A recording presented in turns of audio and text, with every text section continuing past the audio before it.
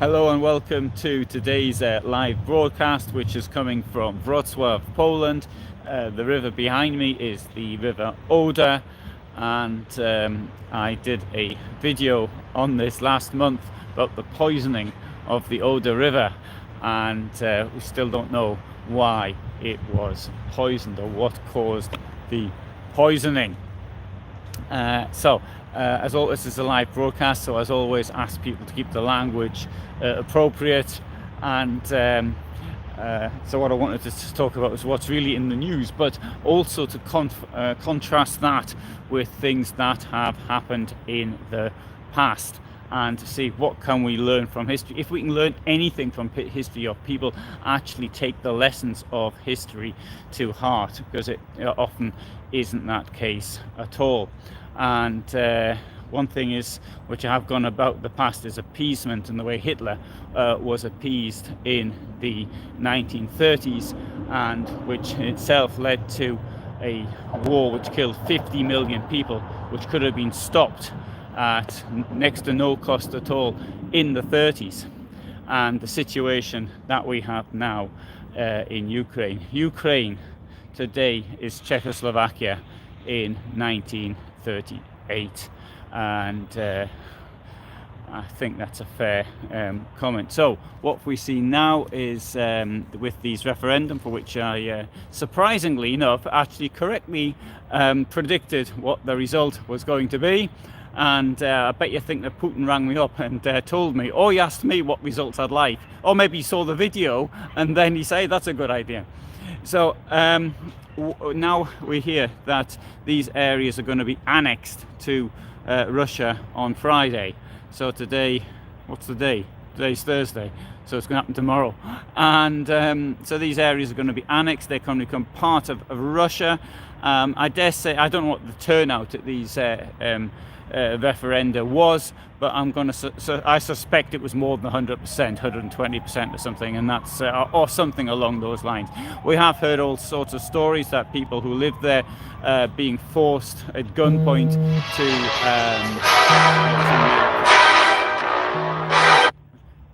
to make a decision, and or the people who being asked to vote and said they've already voted, well, they'll vote again then. What is the point of doing something like this? I mean, everybody knows it's a fraud. They know it's a fraud. I just can't see the point. Surely the point of doing a fraud is for the other person not to know.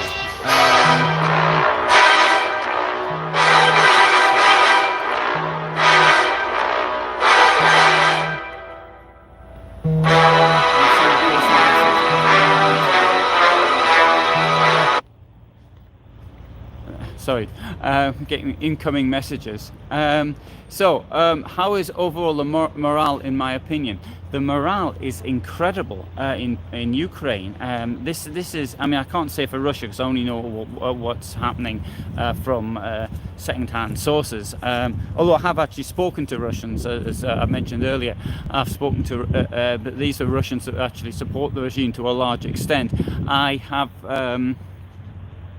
spoken to also people who are opposed to the war, but you've got to be very careful what you actually say to them. In Ukraine, the morale is incredibly high, and this is amongst everybody. I mean, even in places I've been where the streets were destroyed, towns destroyed, houses destroyed, yet they're full that they're going to beat them. I mean, I have seen plenty of people in tears as well. I mean, crying about the deaths of their loved ones. So from that point of view as well, that's a bit that's hard to deal with in some ways. But out of saying Ukraine, it really is very, very high, the morale. There are some things, for example, if you look at the press releases, even about the tweets which are put out by the Ukrainian Defense Ministry. Oops. Oh, sorry. Pop up with the a problem with the gimbal. I probably overloaded the gimbal because I bought a new protection for my telephone, and it's I should have taken it out before doing the video. Anyway, I'll have to hold it in my hand now. So the morale in Ukraine is very, very, very high.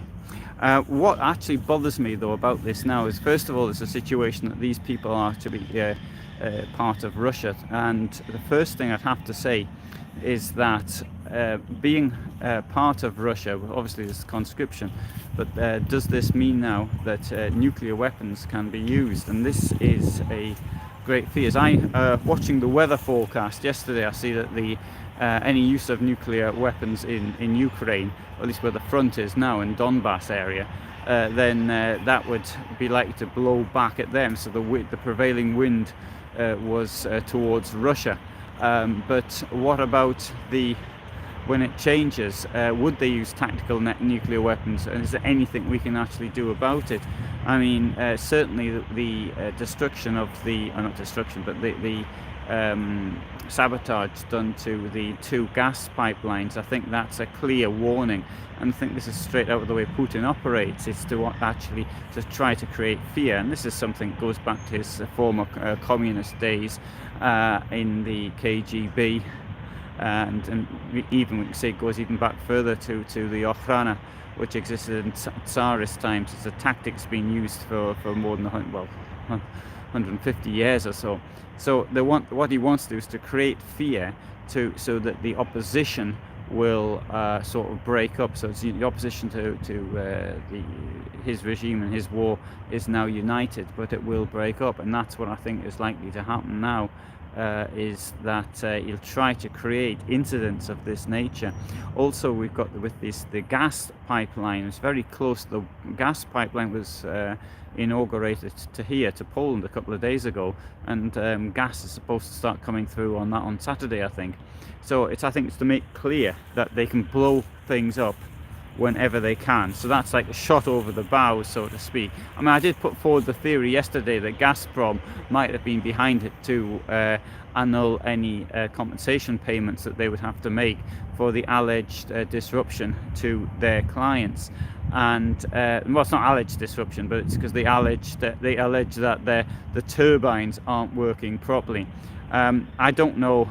I mean, that was just a theory I put forward. Obviously, to actually blow these things up, it's not that easy. I would have thought. I would have thought it takes a major effort to get somebody down there into the under the water and to lay the explosives, then maybe set the explosives off via some timer or something, or I don't know, from afar, or I don't know how it was done, but something along those lines. But to actually do an act of this, sabotage of this, I mean, clearly that's not a run-of-the-mill terrorist can do something along those lines. That's a clear warning, and without causing material damage to stuff that belonged to somebody else, because as I understand it, the pipeline wasn't completely funded by Russia, but I might be wrong on that one. And and the gas inside belongs to Gazprom, because it hasn't been bought by anybody. So therefore, minimal damage on that point of view. But I mean, the amount of methane that's stuck into the air, into the environment, that is, I've forgotten what, something like 5 million cars driving for a year, or something like that. It's a huge amount of polluting, and not to mention what the potential damage it could have done to ships that were sailing by at the time, because obviously if it creates a sort of a wave or whatever, I'm obviously not going to, people not going to go close to it now, but they might do. There could have been people in the area when ships in the area when the explosions occurred, so that could have killed people. Anyway, the threat is that Putin says that he's not joking as far as the nuclear threat is concerned. I mean, I can't say one way or the other. I don't know, but I do realise when people say they're not bluffing, they usually are bluffing. But the fact is, he has done all these other things.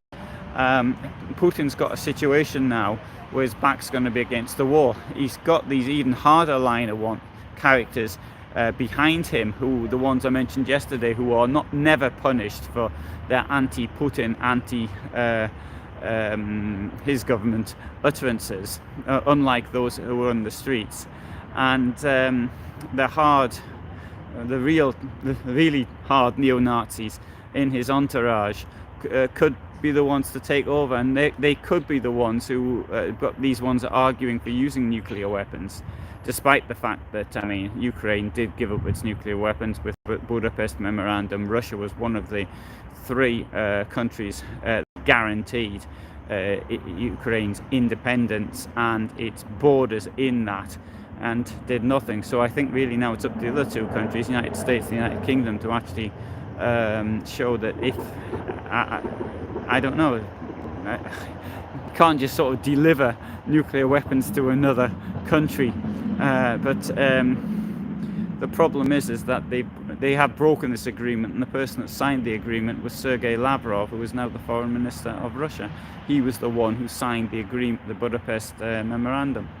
I do appreciate that a tactical nuclear weapon used on the battlefield, there are those I think would make much difference, but this would be used, I think, logically at a place where Ukrainians were advancing, and then to actually, when you get a concentration of troops or something along those lines. I mean, this is what I was taught, and how tactical weapons are actually used. I don't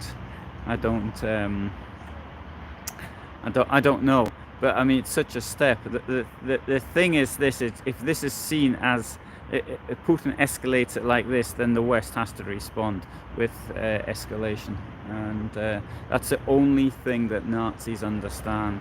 By giving in to them, letting them do what they want, they don't go away. They just increase their demands. If you stand up to them, and for example, when Ukraine has successfully hit targets in Crimea, and so far the Russia or Putin hasn't responded. And I just got a message saying that folks in Belarus are now getting draft papers.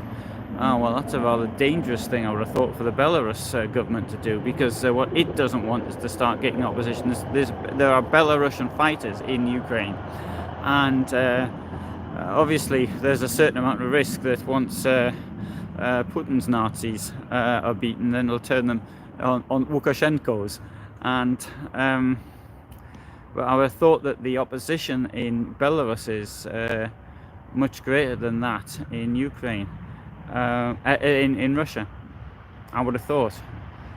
Anyway, good. So I'm gonna have to fix this gimbal, which is ring the 2 people who rang me whilst I was doing this. So thanks so much for watching. So they're sort of my ideas on the next move that Putin could do in this war, and clearly though he's got a very difficult situation with all these people leaving, and it needs to be pointed out, with the men who are leaving, the economically active, we've got a university educated that seems more and wealthy. If they're wealthy enough to pay all the money it's going to have to be paid to get out, then they've got to be pretty certain that they're going to earn that money back once they're outside, as well as not being killed trying to get Putin's bank account in wherever it may be a bit larger.